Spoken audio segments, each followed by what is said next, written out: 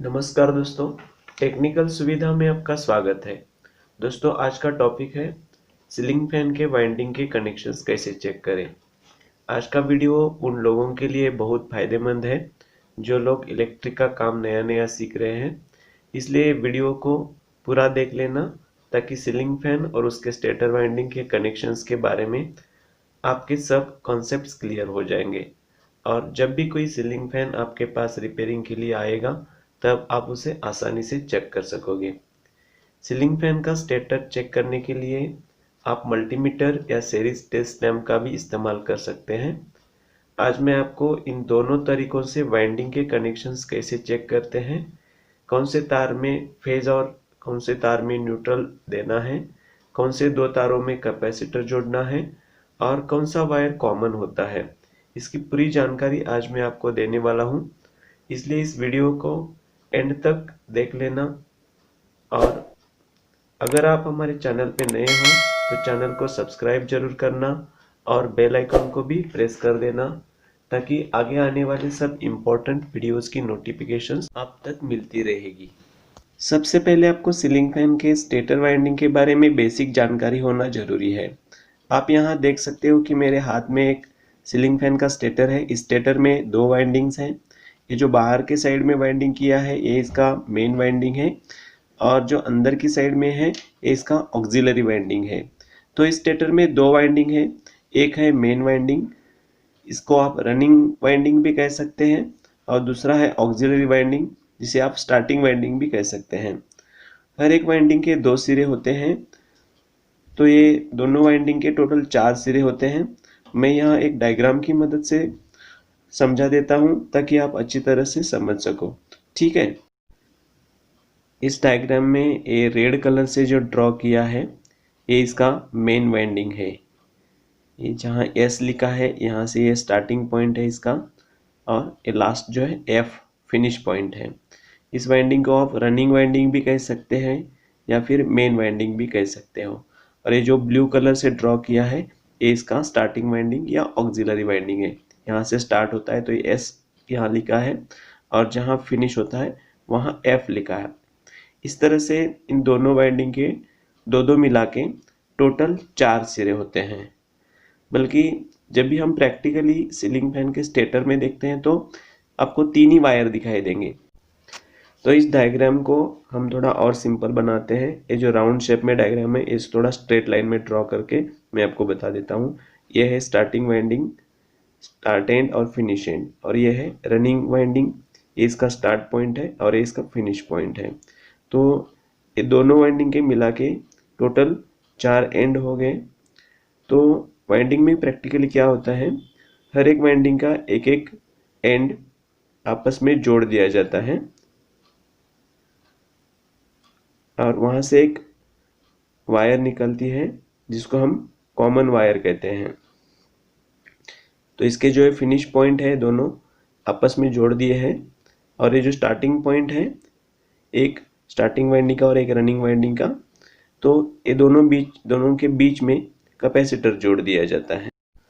और जो AC supply 230 volt का जो हम देते हैं उसमें से एक जो वायर है एक कॉमन वायर में जुड़ जाता है और इसका दूसरा वायर रनिंग वाइंडिंग के एक एंड में जुड़ जाता है।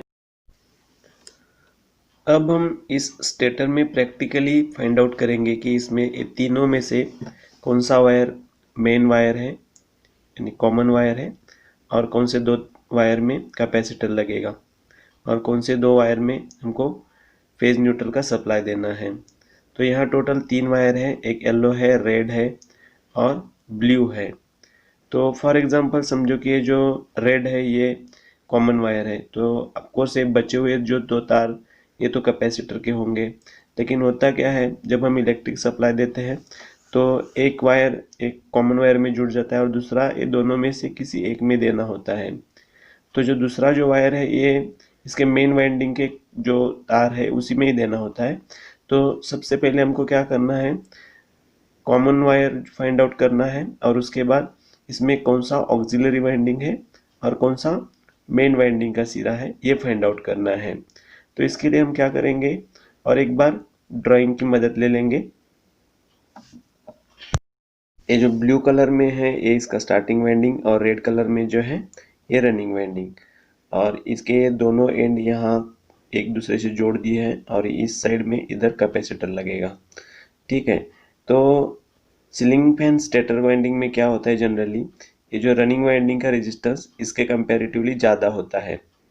ठीक है, फॉर एग्जांपल ये स्टार्टिंग वाइंडिंग का रेजिस्टेंस मानो कि 170 ओहम है या 190 ओहम है, तो ये रनिंग वाइंडिंग का रेजिस्टेंस होगा 250 ओहम, 260 ओहम ऐसे, यानी कि रनिंग वाइंडिंग का रेजिस्टेंस जो है ये स्टार्टिंग वाइंडिंग से ज़्यादा होता है।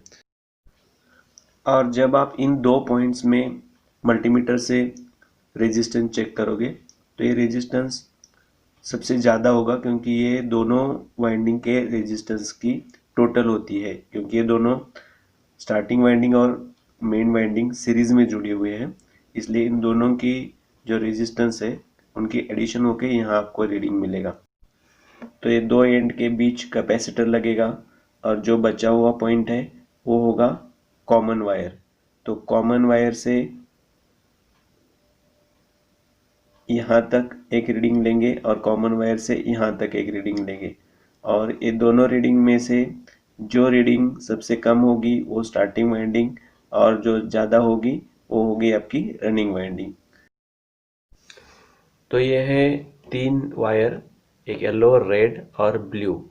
तो इनमें से हमें अभी पता करना है कि कॉमन वायर कौन सा है, मेन वाइंडिंग का वायर कौन सा है और स्टार्टिंग वाइंडिंग का वायर कौन सा है। तो हम मल्टीमीटर की मदद से ये Y और R के बीच में रेजिस्टेंस काउंट करेंगे, उसके बाद ये रेड और ब्लू के बीच में रेजिस्टेंस काउंट करेंगे, और तीसरा रीडिंग जो है ये येलो और ब्लू के बीच में ले लेते हैं। तो हम क्या करेंगे, मल्टीमीटर की मदद से प्रैक्टिकली ये रीडिंग ले लेते हैं। ठीक है, सबसे पहले हम मल्टीमीटर को 2 किलो ओम की रेंज के ऊपर सेट करते हैं। उसके बाद ये येलो और रेड वायर जो है ये दोनों के बीच में हम रेजिस्टेंस काउंट करेंगे। तो स्टेटर का जो रेड वायर है और दूसरा जो येलो है, इसमें आप देख रहे हो इसमें रीडिंग जो है 0.155 के, इसका मतलब 155 ओहम की रीडिंग है। तो ये रीडिंग को हम पहले यहाँ नोट कर लेते हैं।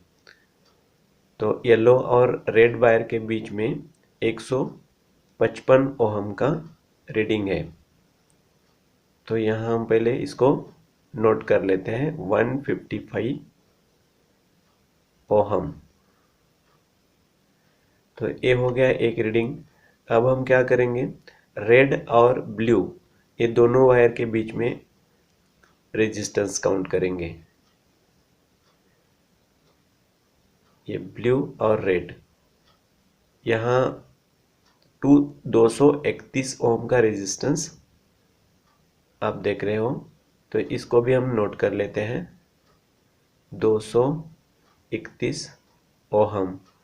और अभी हमको तीसरा रीडिंग लेना है जो कि येलो और ब्लू के बीच में लेना है। ठीक है, तो ये हो गई येलो लाइन और ये जो है ब्लू लाइन।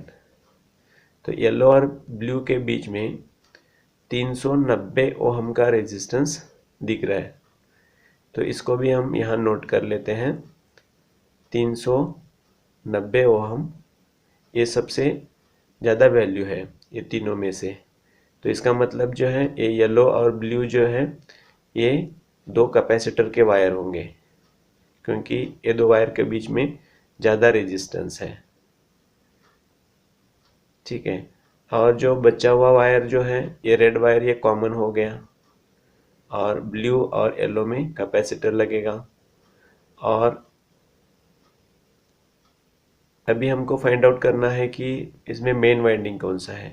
ये कॉमन वाइंडिंग तो रेड हो गया, तो रेड से ब्लू तक 231 ओम दिखाई दे रहे हैं, इसका मतलब, और जो रेड से येलो में 155 है, तो ज़्यादा वैल्यू जो है 231 है, तो इसका मतलब जो ब्लू है वायर ये मेन वाइंडिंग का सिरा है, और येलो जो है ये स्टार्टिंग वाइंडिंग का सिरा है।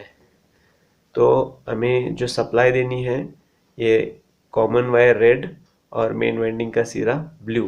तो रेड और ब्लू में हमको 230 वोल्ट एसी की सप्लाई देनी है। तो इस तरह से ये मल्टीमीटर की मदद से ये पूरा हम फाइंड आउट कर सकते हैं। अगर आपके पास मल्टीमीटर नहीं है तो आप सीरीज लैंप से भी इसको टेस्ट कर सकते हैं आसानी से। जैसे कि येलो और ब्लू लाइन के बीच में 390 ओम का रेजिस्टेंस है, ये सबसे ज़्यादा वैल्यू है ये तीन रीडिंग में से।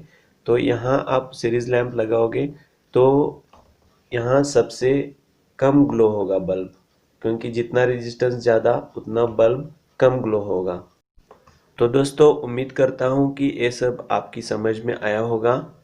और अगर आपको सीलिंग फैन के स्टेटर वाइंडिंग के बारे में और भी जानकारी चाहिए तो मैंने इसके ऊपर एक अलग से वीडियो पहले ही बना के रखा है। इसका लिंक भी मैंने डिस्क्रिप्शन बॉक्स में दे के रखा है, और ऊपर आई बटन के ऊपर क्लिक करके भी आप ये वीडियो देख सकते हो।